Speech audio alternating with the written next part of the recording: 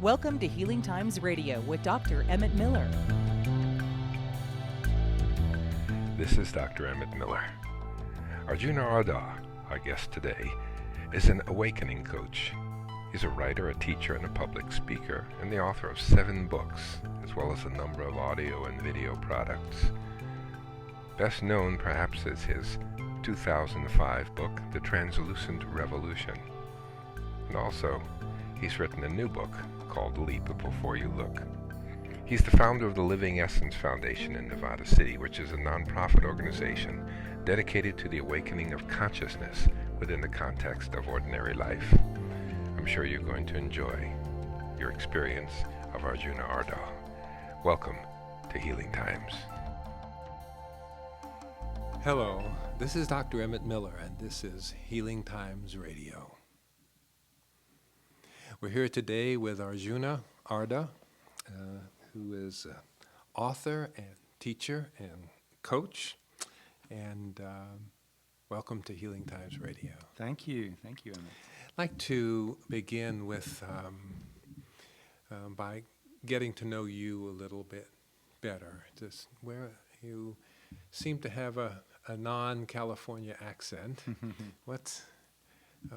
Tell us a little bit about yourself. Well, I was born and raised in England, and I went to university there, to Cambridge University. And, you know, from a very early age, I had a sense, which I think many people of our generation have had, as though I had walked into the wrong movie, you know? So, you know, that you have those multiplex cinemas where you can go and you can buy your ticket for something romantic, like Mamma Mia, some nice, you know, happy romantic thing. So you buy your ticket and you stumble around in the dark corridors of the movie Cineplex, and you stumble into the wrong movie theater.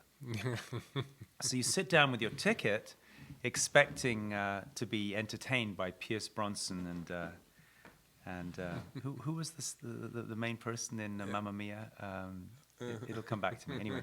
So you're all ready to be entertained, and you've actually walked into Arnold Schwarzenegger Terminator 3, you know.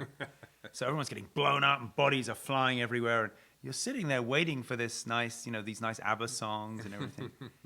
And after some time, you realize, whoa, this isn't what I signed up for.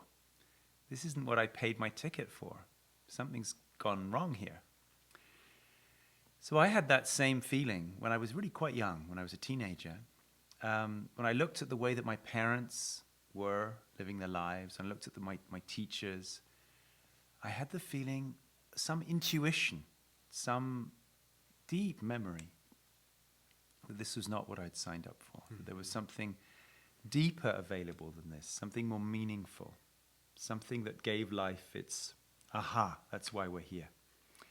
And really that was what has fueled my life, you know. So what did you do to start finding the right theater? Right, the right movie. Well, I went to Cambridge University, which is, you know, a bit like going to Harvard in America, and I got a first-class degree, which is really, in England, that's your ticket to whatever you want, you know. So people were saying to me, do you want to go on the BBC? Do you want to do this? Do you want to do that? And really, what I wanted was to find out what it was that was calling me, this deep longing to find out more about that. So everyone was shocked because I could have done anything, and what I did is I went to India to discover about meditation. And I'd had this intuition, but I also knew that there were people that had lived in different traditions and different cultures at different times in history who had really found a deeper sense of fulfillment, of meaning, and of connection. People like Buddha, Jesus, people like Lao Tzu, recently people like Gandhi, who had really found some deeper connection, a deeper peace that was not conditional upon external circumstances. So I went to find out more about that. And I spent time in India, and then I spent a great deal of time with different teachers in both in India and then in the United States. And this really led to meeting a particular man. After many, many years of being a seeker, I met a particular man in India in 1991. And his name was H.W.L. Punja. He was not a guru. He was actually a retired army officer. He had been in the British Army prior to 1947. He was an old man when I met him, old man. And he had a very military kind of style. You know, oh, what do you want? Who are you? You know, by no means a guru or anything at all, but he had this deep, deep, deep sense of connection and almost like magic around him. So I met him in 1991, and he said, in this very gruff kind of army manner, he said, what do you want? And I said, well, I feel like I've been seeking as long as I can remember. Seeking for I don't even know what, but I said to him, what is in the way of finding? And he looked at me like it was the most stupid question anyone had ever asked me. What's in the way of finding? Seeking, of course. So my whole world was turned upside down in meeting him. And later on that same morning, in the first day I met him, he said, what do you want? What do you want? Why have you come here? What do you want? He was really like impatient, you know, like don't waste my time. What do you want? I said, well, enlightenment, you know. And he said, okay. He said, okay, we can give you that. But first, he said, first, find the one who is feeling bound. Before we can give you freedom, find the one who is feeling bound. Before we can give you enlightenment, find the one who is trapped in darkness. In other words, find yourself. Find this entity you've called me, and then we can enlighten it.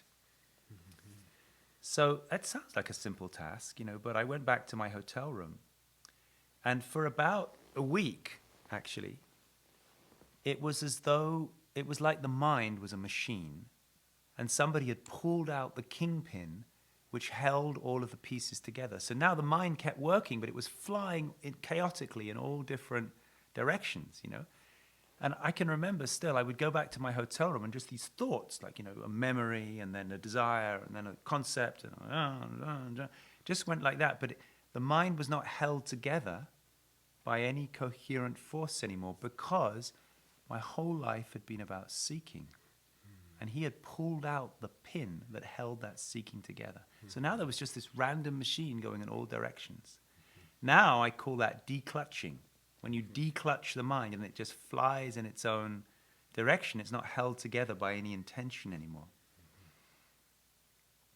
And on the 6th morning of being there, visiting him,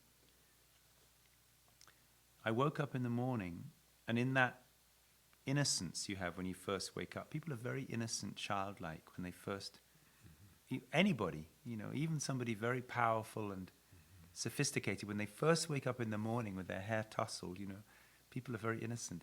So I woke up in the morning with this feeling, okay, something very important today. What is it? Oh yes, I have to find the ego. I have to find this thing I've called me. I have to find the ego and take it to Punjaji so we can enlighten it, you see. And so in that early morning innocence, there was just like a reaching out, like really like just like reaching out. Okay, where is this thing? And the reaching out just went on forever, forever, forever. It was like the hand just reached back, and it was just infinite, infinite, infinite space, infinite space. And then in that moment came the realization: this is not something that's been attained. This is what was always the case. That's all that has ever been here. Hearing the sounds, feeling the sensations in the body, all that there has ever been is infinite space. There really isn't a thing called me. It's just this space, which is empty. And sitting there in the hotel room, 6 in the morning, it was, the best way to say it is like my body, the body, just burst out laughing. There was like this huge wave of relief, incredible relief, like, oh, I've been looking in all the wrong places.